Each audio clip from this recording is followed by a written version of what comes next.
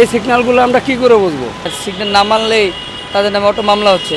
অজানা যদি মামলা হয়ে যায় তো গ্রেপ্তারে ভরে গেলে সমস্যা না। আগে যেইভাবে মানুষ সেভাবে চলাফেরা করতো এই সিগন্যালে, সিগন্যাল মানতো না, এখন তো তারা খুব ভালোভাবে সিগন্যাল মানছে। আর সিগন্যাল না মানলেই তাদের নামে অটো মামলা হচ্ছে। তো সেই ক্ষেত্রে তারা এখন অবশ্যই সিগন্যাল মানবে, না হয় সরকারবাদী মামলা হবে, সরকার মামলা করে দিবে, সেক্ষেত্রে তাদেরই ক্ষতি। এখন এটা যদি ভালোভাবে সিগন্যাল পারি করে মানে, তাহলে এটা দেশের জন্য ভালো, সবার জন্য ভালো, আইন শৃঙ্খলার জন্য ভালো, সব দিক দিয়ে আর কি সুবিধা।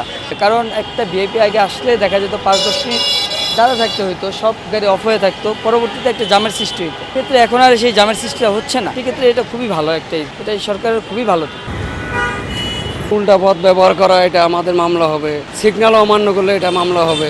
এই কারণে আমরা অনেক সচেতন। অনেক জায়গায় সিগন্যাল নাই। এই সিগন্যালগুলো ওনারা যে কোথায় কোথায় ভিডিও ফুটেজগুলো দিছে এটা তো আমরা জানি না। এই সিগন্যালগুলো আমরা কি করে বুঝবো? এই সিগন্যালটা তো আমাদের অনেক সময় পার হয়ে চলে যেতে হচ্ছে, কিন্তু আমরা তো সিগন্যাল পাচ্ছি না। সিগন্যাল দিয়ে আমরা পার হবো, কীভাবে পার হবো?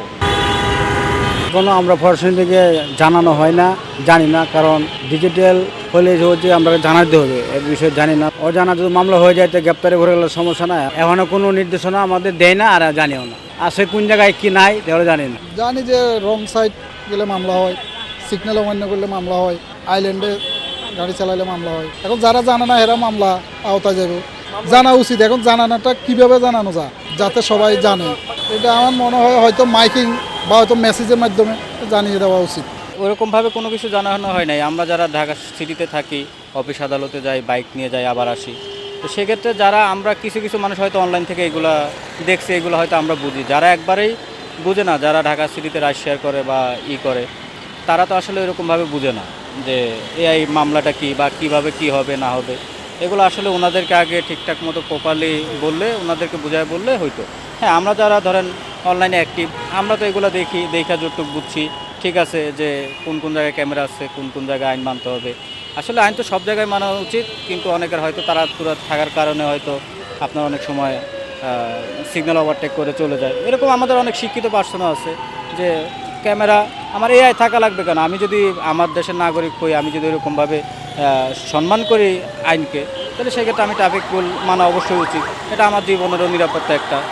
এখন এটা তো আসলে অনেকেই মানে না, অনেকেই সচেতন করা উচিত এই ব্যাপারে আগে।